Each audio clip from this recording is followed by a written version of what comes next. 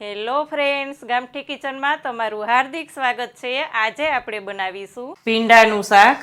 આ ભીંડાનું શાક આપણે અલગ જ રીતના બનાવવાના છીએ। ડુંગળીનો ઉપયોગ કરી અને મસ્ત ટેસ્ટી એવું બનાવશું અને સાથે જ તમે નાના બાળકો કે મોટેરાઓને ટિફિન બોક્સમાં પણ આપી શકો તે જ રીતે આપણે એકદમ ટેસ્ટી શાક બનાવવાના છીએ। તો ચાલો જોઈ લઈએ અને કેવી રીતે બનાવવું।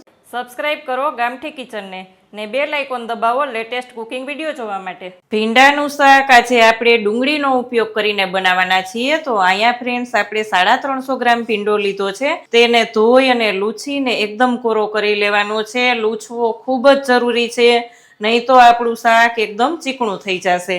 એટલે ખાસ ધ્યાન રાખવાનું કે ભીંડાને એકદમ કોરો કરી દેવાનો। અહીંયા 2 થી 3 ટેબલ સ્પૂન આપણે શાક ભરવાનો મસાલો જે રેગ્યુલર રેડી રાખતા હોય ઘરમાં તે લીધો છે। અહીંયા આપણે શાક ભરવાની, ભીંડો ભરવાની ઝંઝટ વગર ભરેલા ભીંડા જેવો જ એકદમ ટેસ્ટી બનાવશું અને સાથે ડુંગળીનો ટેસ્ટ તો એટલો સરસ આવશે કે તમારે ટિફિન બોક્સમાં આપવું હોય, છોકરાઓના બોક્સમાં આપવું હોય કે મોટેરાઓના ટિફિન બોક્સમાં આપવું હોય કે ઘરે બનાવવું હોય તો ખૂબ જ ટેસ્ટી એવું આ શાક રેડી થાય છે।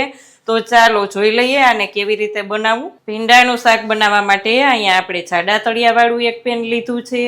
ગેસ ઓન કરીને 4 થી 5 ટેબલ સ્પૂન ઓઇલ લેવાનું છે। તેલ ગરમ થાય એટલે આપણે 1 ટીસ્પૂન રાઈ લેવાની છે। રાઈ થઈ જાય એટલે 1/2 ટીસ્પૂન આખું જીરું, ચપટી હિંગ અને ડુંગળી લઈ લેવાની છે। ડુંગળીમાં જ આપણે નમક લઈ અને ચડવા દેવાની છે। એકદમ ટ્રાન્સપરન્ટ ના થાય ત્યાં સુધી આપણે ડુંગળીને સાતળવાની છે। ફ્લેમને એકદમ સ્લો રાખી અને સાતળવાનું છે। આ શાક ફ્રેન્ડ્સ એટલું ટેસ્ટી બનશે અને આ વસ્તુએ પણ બાળકોને ભીંડો વધારે ભાવતો હોય છે અને એમાં જો ડુંગળી એડ કરવામાં આવે તો ખૂબ જ ટેસ્ટી બનતું હોય। તમે ક્યારેય ના બનાવ્યું હોય તો ડુંગળીનો ઉપયોગ કરીને, જો તમે ડુંગળી ખાતા હોય તો ડુંગળીનો ઉપયોગ કરી અને ચોક્કસ બનાવજો અને કમેન્ટમાં મને ચોક્કસ કહેજો કે તમને આ શાક કેવું લાગ્યું। અહીંયા આપણી ડુંગળી હવે એકદમ સરસ ટ્રાન્સપરન્ટ થઈ ગઈ છે। હવે આપણે લઈ લેવાનો છે ભીંડો લઈને આ જ રીતે થોડીક વાર સાતળી દેશું। ભીંડાના ભાગનું થોડુંક નમક લઈ લેશું અથવા તો તમે ડુંગળીમાં જો વધારે નમક લઈ લીધું હોય તો ભીંડામાં લેવાની જરૂર નથી। અહીંયા આપણે લઈ લેશું 1/2 ટીસ્પૂન હળદર પાવડર। હળદર અને નમક લઈ અને એકદમ સરસથી ચડવા દેવાનું છે, કારણ કે ભીંડાના શાકમાં પાણીનો ઉપયોગ નથી થતો એટલે આમનેમ જ ફેરવતું જવાનું અને એકદમ સરસથી ચડવા દેવાનું છે। બધું એકદમ સરસ મિક્સ થઈ જાય એટલે આપણે ઢાંકણ ઢાંકી અને થોડીક વાર માટે રાખી દેવાનું છે, પણ વચ્ચે વચ્ચે ચલાવતા રહેવાનું છે। 2 જ મિનિટ ચલાવી લીધા પછી આપણે આદુ અને લસણ અહીંયા લીધું છે, બારીક કાપેલું છે। આદુને ખમણ કરી લીધું છે અને લસણને બારીક કાપી લીધું છે। જો આપણે તેલમાં આદુ લસણ લેશું તો આટલું શાક ટેસ્ટી નહીં લાગે, એટલે આપણે થોડીક વાર ચલાવી લીધા પછી આદુ લસણનો ઉપયોગ કરીશું તો તેનો ટેસ્ટ અલગ જ આવશે। તમે ચોક્કસ ટ્રાય કરજો। ફરી પાછું આપણે ઢાંકણ ઢાંકી અને રાખી દેવાનું છે। એ જ પહેલાં આપણે 1 લીંબુ લઈ લેશું। અહીંયા આપણે 1 લીંબુનો રસ લઈ લેવાનો છે જેથી કરીને બિલકુલ ચીકાશ ના રહે। ફરી પાછું ઢાંકણ ઢાંકી અને આપણે થોડીક વાર રાખી દેશું।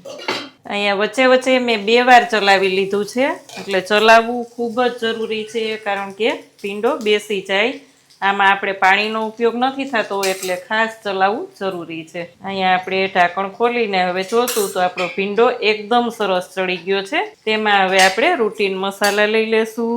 અહીંયા કશ્મીરી લાલ મરચું પાવડર લીધો છે 1/2 ટેબલ સ્પૂન, કારણ કે અહીંયા મેં ભરવાના શાકનો મસાલો લીધો છે તેમાં બધું જ છે। આપણે ચટણી, હળદર, નમક એટલે તે જ રીતે આમાં આપણે મસાલાનો ઉપયોગ કરીશું।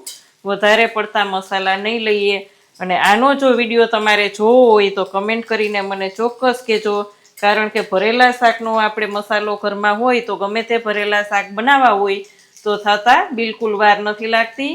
ધાણા જીરાનો ઉપયોગ આપણે થોડોક વધારે કરશું જેથી કરીને એકદમ ટેસ્ટી એવું આપણું શાક તૈયાર થશે। બધું જ સરસથી ચલાવી લેશું અને ઉપરથી આપણે લઈ લેવાનો છે ભરેલા શાકનો મસાલો। અહીંયા ઉપરથી આપણે લઈ લેશું।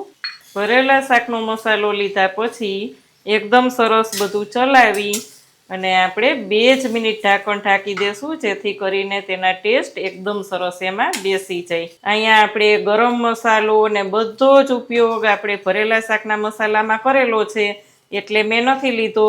જો તમારે રૂટીન મસાલા લેવાના હોય તો ગરમ મસાલો લેવાનો, શેકેલ જીરાનો પાવડર લેવાનું, તો એકદમ ટેસ્ટી એવું આપણું શાક તૈયાર થાય. અહીંયા આપણે 2 જ મિનિટ માટે ઢાંકણ ઢાંકીને રાખી દેશું. 2 જ મિનિટમાં આપણે જોશું તો આપણી શાકના બધા જ મસાલા એકદમ સરસ ચડી ગયા છે, જોઈ શકાય છે ફ્રેન્ડ્સ. ફ્લેમને બંધ કરી અને સર્વ કરીશું. એકદમ ટેસ્ટી એવું ભીંડાનું શાક આપણું તૈયાર છે. ઉપરથી આપણે લઈ લેશું લીલા ધાણા. તો ફ્રેન્ડ્સ, આ ભીંડાનું શાક તમને કેવું લાગ્યું તે કમેન્ટ કરીને મને ચોક્કસ કહેજો. કેવી લાગી આજની રેસીપી? જો સારી લાગે તો વિડીયોને લાઈક કરજો, શેર કરજો. ચેનલમાં નવા હોય તો સબસ્ક્રાઇબ કરી બેલ આઇકોન પ્રેસ કરજો. આવજો ફ્રેન્ડ.